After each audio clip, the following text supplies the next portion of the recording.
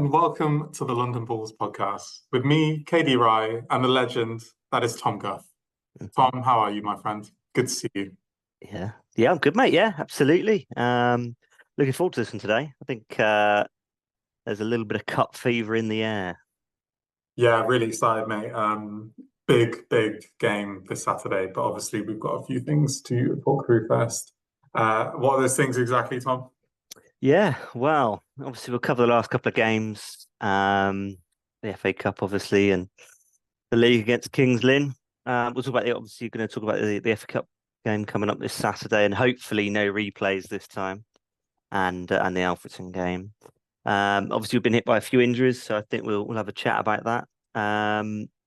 The London Bulls events that we're thinking of, some exciting developments coming up this week, and then we'll take a little bit of a stroll into Memory Corner, I think. Yes, a lot of exciting things planned. A lot of exciting things planned indeed. And, talking about the London Bulls community, please make sure you sign up to our membership. There's no excuse now. We plugged into almost every podcast. Got over 70 members. You have to sign up if you live in London and are a Hereford fan. You get so many cool benefits. You get the latest news from us by email, and you get to be part of an amazing community. What more do you want? Do you know what I mean? You get to stay connected to the club we all love, whilst living in the capital. But Tom, let's kick off with our first game that we're going to reflect on. Ilkeston at home. Yeah. Well, obviously in the cup, you always want to go through in the cup. You want to do well. And you know what? They made it difficult for us. We made it hard for ourselves. I think that doesn't help. But no, look, you've got to give them a lot of credit. 1-1 was probably a fair result in the end. Maybe we could have nicked it, but it's home, isn't it? And we're just not quite doing it at home. So yeah, it's frustrating because it meant an extra game, but we got there. Well, why is it not clicking out? What is going on, mate? Just don't know. We've been battering at 4-0. What's going on? Mm-hmm. You know what I mean? I mean, no, it's a big game for them, isn't it? They brought quite a few fans, 104. I mean, in the division below, really good turnout. It's just one of those games, isn't it? I mean, the underdog always play well in an FA Cup game when they play on a really nice ground as well. So really good performance from them. We didn't turn up, did we really? But good to see Mr. Cisse got on the score sheet, which is good for him, But, it looked like Caddis wasn't very happy again. I think it was after Peterborough Sports. He said he was the angriest he'd ever been. I don't think he's very happy after this performance, though, was he? No, and I can see why. I think it's great that Cisse is getting on the score sheet again, because we all want him to do really well for us. We want everyone to do well, of course we do, but we love Cisse. I think for me, it's just when we have the ball on the floor and we're playing it round, we're so good. There aren't many teams better than us in the league when we start playing it on the floor. And we talked about this before, but look at the pitches behind us, and it's immaculate. It's a carpet near enough, so there's no excuse not to play it on the floor. But I know it's not always as easy as that. Sometimes you've got to clear your lines. Sometimes you think an option's on up there, or you've got someone who can run. And you play it up there, and I get it. You hoof it. It's lower league football, it's non-league football. That's what that's about as well. So it's frustrating to watch it sometimes, but yeah, it's so hard to sort of put your finger on it, isn't it? Yeah, exactly. And the striker Curzons, he sounds like a right handful, doesn't he? I think he scored one of the goals. And I think he apparently could have scored two more, and we were lucky to really draw, really, I think. And, we forget how competitive the division below is. We've got Macclesfield, FC United, and Manchester Guiseley, and our best friends Morpeth in that division. So, they come from a good ilk.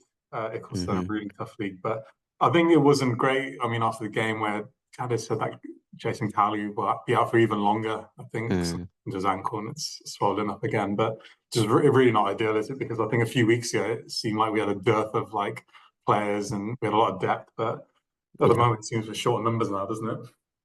Does, mate. Yeah, obviously Gibson going, doesn't help, but we're relying on, Willow and Maroons up front, the two old boys in the team. So, but they're doing very well. and Was we'll it come combined obviously age onto that. of 75? Sorry. Combined age of 75, is it? Yeah, Some good experience yeah, up front. it is, mate, and it is. And the thing is, we come on to the replay now. I mean, obviously, it was an absolute worldie from Adam Rooney. What a goal that was, and that's what these lads are still capable of. But obviously, look, it happened last season. Rooney didn't come here expecting to play a lot of games, maybe a few minutes here and there, filling in where he needed to. But with the injuries, and obviously now with Kayleigh being out for slightly longer and Gibson going, it's falling back to Rooney to be more active than he maybe thought he was going to be, but he's definitely taken it on and he's going for it. He's having that swan song. Yeah, I mean, what's been really impressive. He's not actually had that many games, has he, up till now?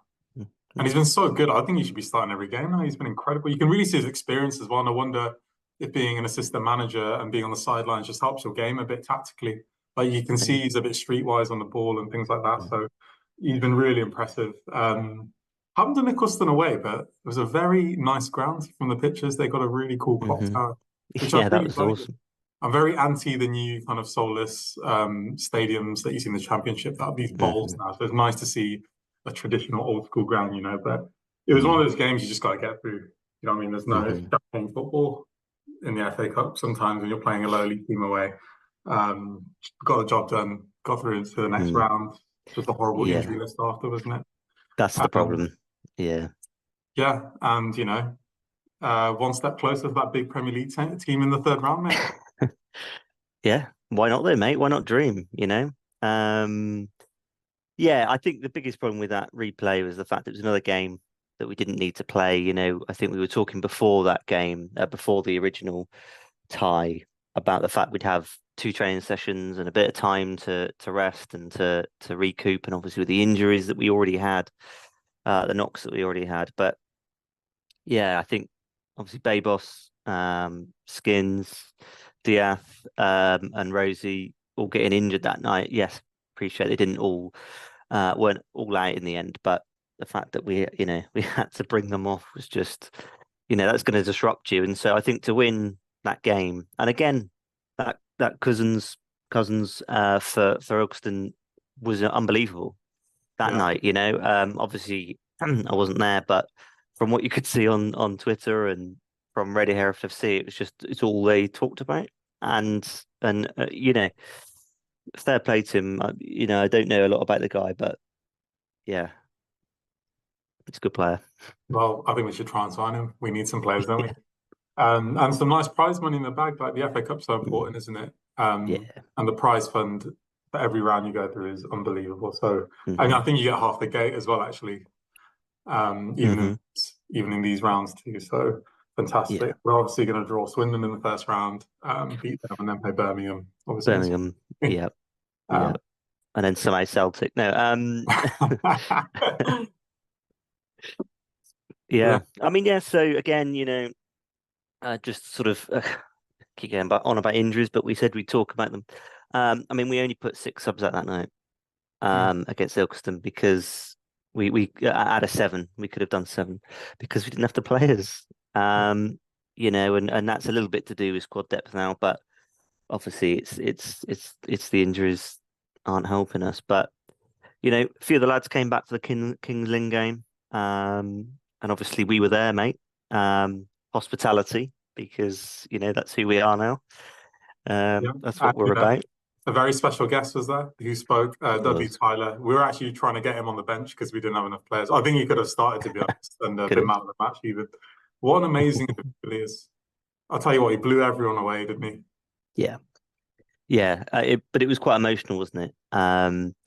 He was talking with Martin Brain, interviewed, and he was talking about really the club giving him that opportunity. As most people will know, he had a defect with his heart, had a hole in the heart, and got let go from some clubs, and didn't think he'd make it. Got picked up by Hereford, had a couple of good seasons, and obviously that season against Newcastle, beating them, setting up Ricky George for the winner, and he played against West Ham. And that's obviously where they where they noticed him, when they picked him up. Because then he went there, at the end of that season, but he was only there for a season or so, and it's very difficult, obviously, back then anyway. They didn't have big squads, so it was always going to be hard for someone. But he came back to Hereford. Obviously, helped us to get up through the leagues a little bit as well. He got very emotional about how much he owed the club, his career, and he had a standing ovation at the end of that, and deserves it, absolutely deserves it. What a legend the guy is! Such a nice person. Yeah, there wasn't a dry in the room, was there? I mean, the emotion was unbelievable, and I think he was saying as well, like you mentioned, the hole in the heart. He wasn't even expected to play football, and he was so grateful to where Hereford has taken him in his career. But he's an unbelievable individual, and it was his 80th birthday actually. That's why he was there. So wishing him a massive happy birthday for then, and just great to see the club really engaging with former players and bringing them back in, which is brilliant. But onto the game as well. I mean, God, the conditions were treacherous, weren't they? I mean, Ben Bowen did an unbelievable job getting that on. Yeah, well, that's the bloke's just the goat, isn't he? He's just incredible. I mean, there was a few areas of the pitch where it was holding up a little bit, but it was just, I mean, that rain had been torrential, obviously, that previous day. I think they'd had, over a month's worth of rain in 3 hours. And then, there was more rain that day, and we honestly, we were sat there, got to starlight rooms, and we looked at the window, absolutely hammering it down. We thought, there's no way this game's on, and fair play, it did get on, and yeah, it was funny when when the ball was sort of not going anywhere a little bit, and one or two players did get caught out with it. But they got used to it, and obviously it didn't sort of rain too much after that. So by the second half, it was a little bit easier to kick the ball about. Yeah, I remember. I think it was Preston just passed the ball to Howkins, and it just stopped. Just stopped. It didn't even reach him. It was just nuts. If you do follow Beppo on Facebook, you can see how bad the pitch was 48 hours earlier. I mean, absolutely dreadful. And we've seen the things that have happened at Wimbledon's ground, where the pitch has just been destroyed basically, and they have to now play up in Newcastle in the League Cup. But what do you make of that point? I mean, I was really. Oh, so wasn't it 1-0? I thought it was 1-0. We scored a perfectly legitimate goal, so it must have been 1-0, because what could it have been ruled out for? Because it certainly wasn't offside. It wasn't a foul. What else? What else could it have been? Was it an indirect free kick? No, I don't think it was. So yeah, 1-0. No, good 3 points. I think looking at the referee, even he looked a bit stunned from the linesman. I think he was like, God, why's he done that? The referee wasn't great though, was he? He had a shocker, didn't he? I mean, it's not been great at this level, to be honest. But it's not, no. It's been it was a good point. All joking aside.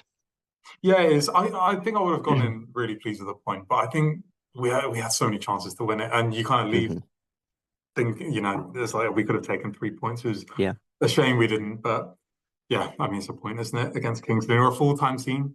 We shouldn't forget that. And I always say, I think it's shocking that full-time teams aren't putting away part-time teams in this division. We only get 3 or 4 hours a week. Like, how is that? There's no excuse, really, is there, when you think about it? No, of course there isn't, mate. But the thing is, I thought we were a lot better than they were. It does obviously, joke about the goal, but I do feel like it's a slight opportunity missed to beat a team like that, especially a team that's on the same amount of points as you, because we've done so well against those against the top sides that you would perceive to be top sides, Brackley, Chorley, Spennymoor. So to do it again is great, but it's such a shame we've drawn a lot of games this season. We've still only lost one. I think we've got to remember that. I think we've got to be positive about that, because that's something we probably weren't expecting, especially with the start to the run of games, that we have had this season. we are in seventh. That's still a very, very good position. We're above Kidderminster, which again, I'm not sure we probably would have predicted, but because of the setup they've got there. But we're still not playing consistently, and yet we're seventh. I think and the injuries, great achievement so far. Yeah, I'd have bet your hand off if you told me at the beginning of the season this is the position we'd be in right now. It was actually my first game at Edgar Street this season. It felt very weird without the Blackfriars end. I didn't like it, to be honest. It's nice there's been some kind of, movement with it, I guess, but it just felt very open and I don't know, I felt a bit vulnerable. Mr. Stephen Cleave was there as well. Owner of Kings Lynn, who has his own podcast. Maybe we should invite him on one day, who knows? Try and link up, yeah. But yeah, you're right. I mean, I would say we actually dominated the game. We were all they didn't really threaten us. I think they had one effort in the second half that hit our post. I mean, yeah, I think that was it really from all I remember. But Steve said brilliant, and Rooney, as we said, great against Ilkeston, but he really led the line well, didn't he? Yeah, no, and I think you said it earlier. And it's just you can see the football league experience. You can see, that sort of just knows the game inside out. I think you may have a point about him being assistant has helped, because you see it, maybe seeing the game from a slightly different perspective.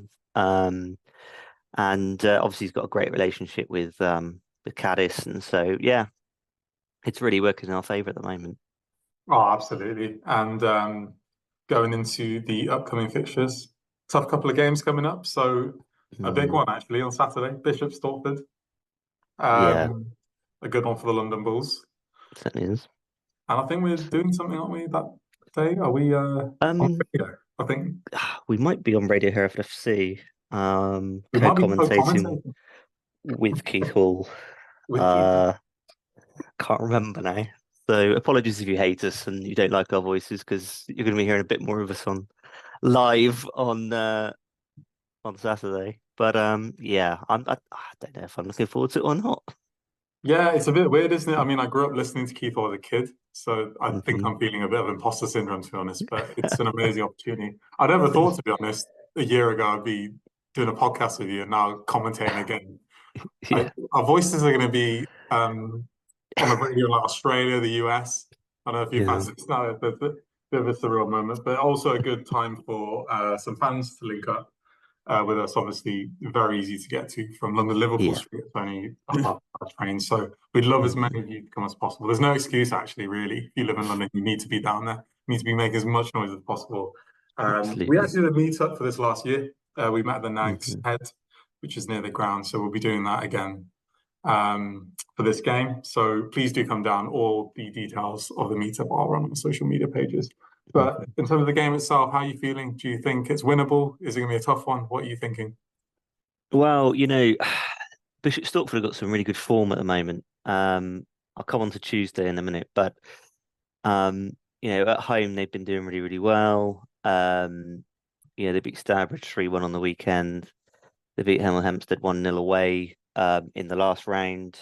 At the first time of asking, they didn't need a replay.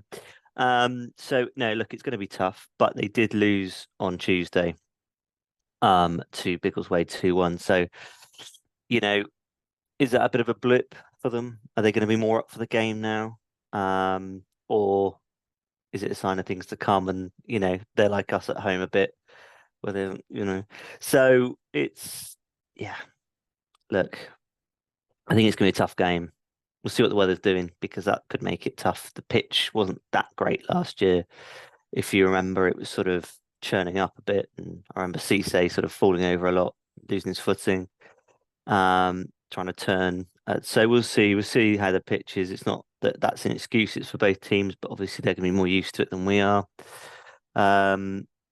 Yeah, it's I think we're going to win. I do think we're going to win, but it's going to be a very, very tough game. Yeah, we don't want to replays, do we? We don't want to become that. I think it's going to be a horrible game, mate, to be honest with you. But I think we'll win 1-0. It's going to be a scrappy, nasty game. As you said, the pitch is going to rip up and all sorts. I just remember the goalkeeper last year, and every time he took a goal kick, like a chunk of the pitch came off. It literally looked like a pothole in the ground. It did, yeah. Yeah, as you said, they lost to Biggleswade on Tuesday. Hopefully, they're really more confident, so we can smash them up on Saturday. Yeah. And prize money again, really important. We win this, we need to get through. But yeah, really tough. They're, I felt sorry for them actually last season in the National League North. They obviously got promoted from the year before, and they're near London and lost most of their squad, to be honest. So it's good to see they've regrouped and they're looking good. But obviously, we won on Saturday. Yeah. Yeah, absolutely. Also, if you can't get to the game and you're staying in Hereford, um, Abingdon are playing Wellington, and Abingdon are actually managed by John Mills, and Pablo Hashim actually plays there as well. So if you want to see a couple of former Bulls, go to Wellington and say hello to the boys. I'm sure they'll appreciate it. And then obviously we're off to Alfreton away. They're one of those bogey sides, I feel. It's not a tough place to go, mate. I mean, this starts the season. These teams we've had to play. All right, it's a tough league. It is, but yeah, okay. We had Peterborough and Radcliffe, Needham, who maybe won't be at the top end of the league, but it's just like I said. It's not it's not a very nice ground. Pitch is, and we've got to go there and hopefully not having played on Tuesday. So again, touch wood, we can actually have a full week of training, and the weather doesn't play its part both for that game, but also that allows us to train. So yeah, it's just I just can't believe I mean they're fifth in the league at the moment. They've lost one like us. They've won four, drawn four. They're 2 points ahead of us at the moment. Look, it's a tough game. It's a tough game of football. They're also in the FA Cup, so we'll see. But they I think they beat Spalding in on penalties maybe in replay. So they've been through the same amount of fixtures we have, and and they did beat Kidderminster on Saturday. So fair dues to them. Yeah, they're a horrible side to play, to be honest. Like they're a bit like the old Stoke City, aren't they, in the Premier League? They remind me of they're a very physical side, really. Not far I mean, from we had them. a fantastic game last season, didn't we? Where we drew 3-3 in the last minute. But I mean, Mm. what's your prediction? I mean, to be honest with you, I'd be happy with a point against all.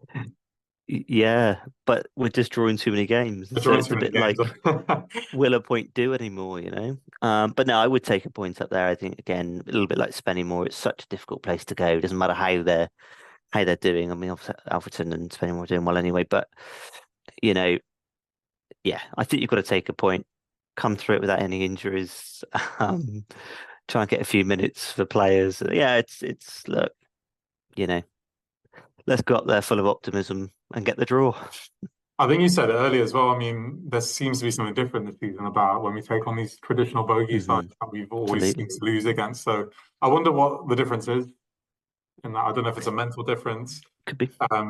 It just seems we're not as good as against the teams we should seem to beat, really, isn't it? Yeah. And I don't think that's any complacency or anything like that. I just think those teams are coming and playing us, and either we're not expecting it or they're doing things that maybe we weren't expecting. So yeah, we'll see. And Tom, what were your score predictions for both the games? So I think gonna say 1-0 against Bishop Stortford. Same as me. And We've actually agreed on a scoreline for once. yeah, rather than the 3-0 Kings Lynn one from last time that you gave, and then you're going to do a forfeit for that you haven't done yet. So just need to work that one out. But and I'd probably say 1-1 against Alfreton. So Okay, fair. I think we'll beat Alfreton 2-1. Do you? I'll take a Okay, point, that's good. but I think we seem to play well on the road, Yeah, we do. Yeah. Talking about those bogey sides, I think we'll do them over. Fair dues, mate. Yeah. I think Who's going to score? Who's going to score? It's got to be Rooney, isn't it? He's on fire. Two. You'll get a brace, won't he? And the own goal, yeah. Yeah. And he looks good. And hopefully Cisse, I mean, Cisse should have scored against Kings Lynn. He was 1-on-1, I think. Yeah. But it'd be nice to see him get on the score sheet again. Yeah. We were going to go into a couple of potential London Bull specific events. Obviously, we've got the big Bishopsthorpe game, which we're going to see many of you at this Saturday. Yep. Did you want to just mention about the Scarborough situation, which is on National League TV? Yeah, absolutely. So, as you say, the Scarborough game at home on the 12th of October is going to be on National League TV, which is fantastic. However, if we do win against Bishop Stortford on the weekend, then that's when the next round of the cup will be. So we won't have the Scarborough game. Potentially, we might have, a decent fixture again. And we might be going. We might be at home. But yeah, so we will screen the Scarborough game on the 12th if it's on, is essentially it. So, I'd rather get through the FA Cup and get the money. So in one way, I don't want it to happen. But in another way, if it does, it'd be great to see the London Bulls, won't it? So, and have a couple too many to drink. And it's a Saturday, which we don't get many of those, so to enjoy. So it's normally a Tuesday night. I'm going to work the next day. So and KD's leading me astray. So we'll see. We'll see. I'll sadly be out in Finland watching England on international Tuesday night. I'll be it's not good enough. my Hereford flag there, And there's also the potential with Warrington away on the 22nd of October. So we often need, well, we'll find out maybe 2 weeks before that fixture, whether that'll be screened, and then we'll let you know more information if that is selected. Xmas Party, I hear you. Yes. Well, we are. In fact, we booked a venue. We have. So that's very exciting. So yeah, we're trying to organise that at the moment. We're trying to sort out a guest or two. And what we're going to try and do that night. I think we'll be having some food, maybe a couple of drinks. Great little venue, which we're to cater for our needs. So yeah, really excited about that. We'll try and get a few more details in place before we talk about it too much. But it's so exciting, isn't it, mate? It is. All I'm going to say is hold Thursday, the 12th of December from 6 p.m. Free in your diary. Block it out. There's no excuses. We want to see you there. Absolutely, mate. This leads us on to Memory Corner. And we selected a really nice game in tribute of Dudley Tyler, haven't we? Certainly have. Yeah. So obviously we had our heroics in 1972 against Newcastle, but we want to talk today about when we actually beat West Ham a couple of seasons later.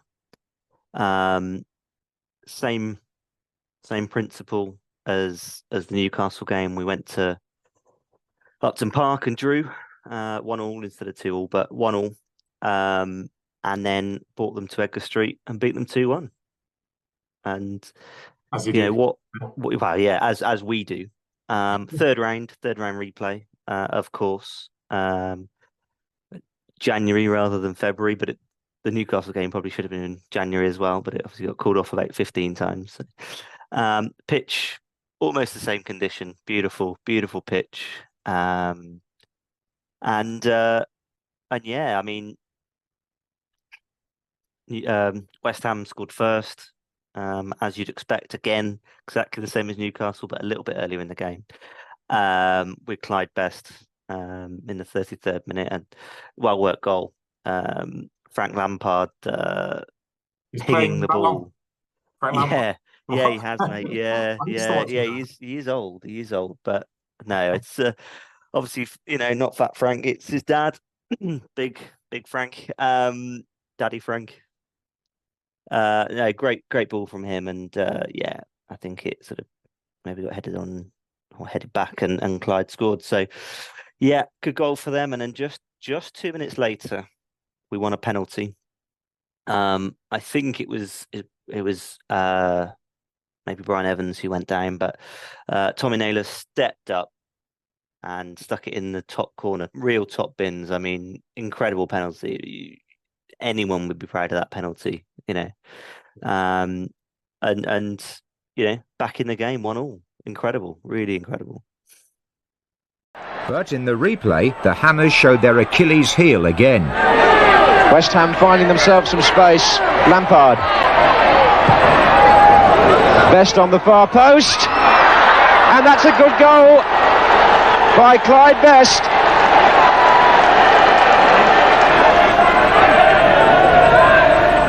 Tyler. There's Evans. Penalty. All eyes now on Tommy Naylor and on Mervyn Day.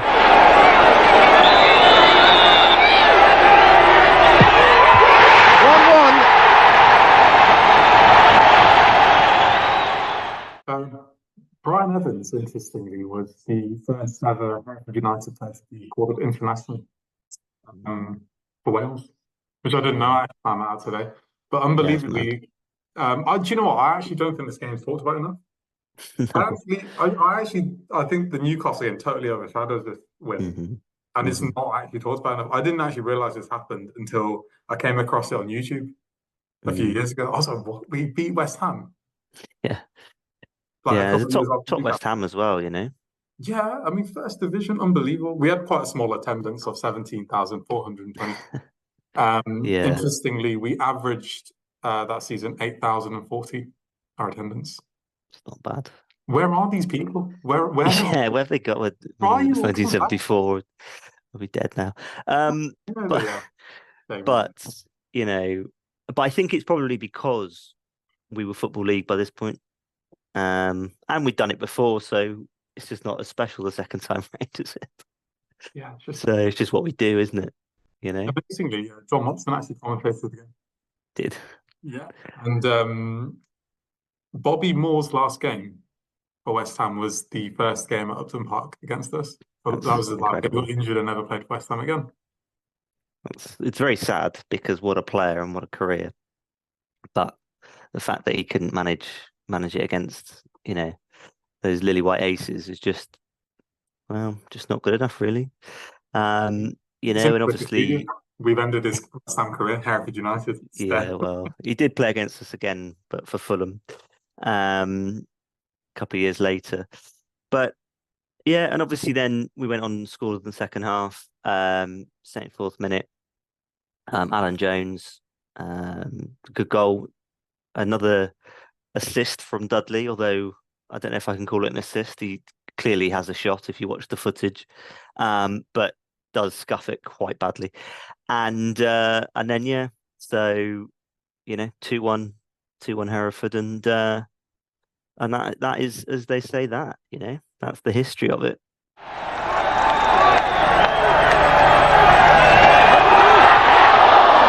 Comes to Tyler. There's Jones. Yes! Alan Jones has scored! A muddy pitch at Hereford was not the ideal. Yeah, I mean, we lost to Bristol City in the fourth round. I don't know, why can't we ever get past that bleeding fourth round? Really annoying. Mate. Hopefully we can do that this season. Well, the fourth qualifying round at least, you know.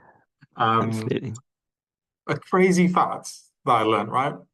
So, sorry, going off to a different game, but the game we played against West Ham in the replay after the Newcastle giant killing.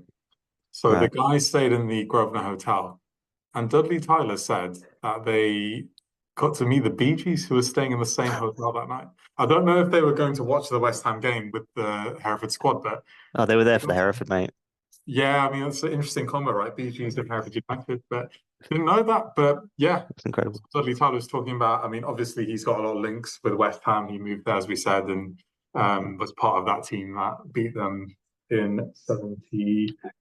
God, I lost the year now. 74. 74. Yes. 74. Sorry, you see, I'm not good at my numbers. But yeah. No. And obviously we have another certain Hereford player that's been linked to West Ham for the first time in a long time. Oh, who's that? Sorry? I'm not going to say his name. We actually mentioned him, right. didn't we? But yeah. He's a legend. Yeah, and you know, I mean that day, that replay would beat West Ham. You know, they had some of their top sort of players that are, are legends there, really. And I mean, someone like Billy Bonds, who, has still got a standing after him. And, that's an incredible achievement at a club like West Ham. Some of the players they've had in the past. And Pat Holland, I think, scored the goal in the first game. And he was a great player as well. And I've mentioned Frank Lampard. And so, yeah, really good side for them. I think in the Hereford side that day, we had Tommy Hughes in goal, who, obviously, after he finished playing, managed us as well. Obviously, Dudley, we mentioned, Brian Evans, Alan Jones, who got the goal, Mick McLaughlin, who was in that Newcastle giant killing side. We had Jim Hinch, who was only there, I think, that season for us. And then there was another bloke, and I've never heard of him before, so apologies if I pronounce his name wrong. But it's Ronnie Radford, I think is pronounced. I don't know if he's got much of a history associated with our club, but hey, if he has, maybe he deserves a statue outside the ground, potentially. Yeah. We'll see. Stadium. Maybe we'll start that campaign. Should we start that campaign? I think we should. Yeah, let's get it going. Yeah, unbelievable game that. And we need to talk about it more, Maybe as the London Bulls, that should be our mission, to just keep championing that game, because it'd be a London fight. The last thing we wanted to touch on in the pod was the amazing work that Edgar The Bull's doing. We know Edgar has been walking a lot of steps. We mentioned this after the Paul Caddis interview, walking 1.7 million steps to be precise. He's only 61 miles away from his target. Fundraising for loads of good causes. So please, if you can, donate to Edgar and the amazing work he's doing. I'm sure we'll pop a couple of links underneath this video, but if you can, please spare a bit of change if you're able to. Yeah, well, that's it, mate. That's us for this episode. It's been good. Really enjoyed this. Yeah, I think there's a lot to look forward to. I think we've had some okay results, but let's keep pushing forwards and buzzing for Bishop Stortford now. Yeah, and if you really do enjoy our content, well, you got an extra special treat with Radio Hereford FC this Saturday, so make sure you tune in if you're able to. Don't know about that.